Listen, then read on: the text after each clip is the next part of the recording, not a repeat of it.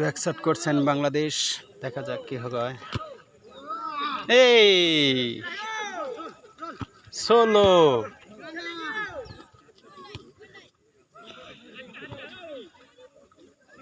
বাংলাদেশ গোলের ব্যাকশটটা তেমন একটা ভালো হয়নি।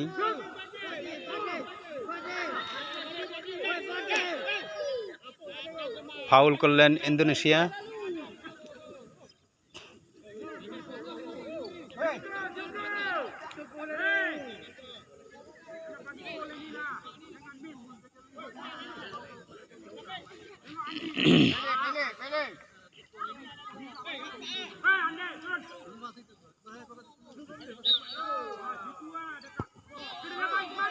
গোল!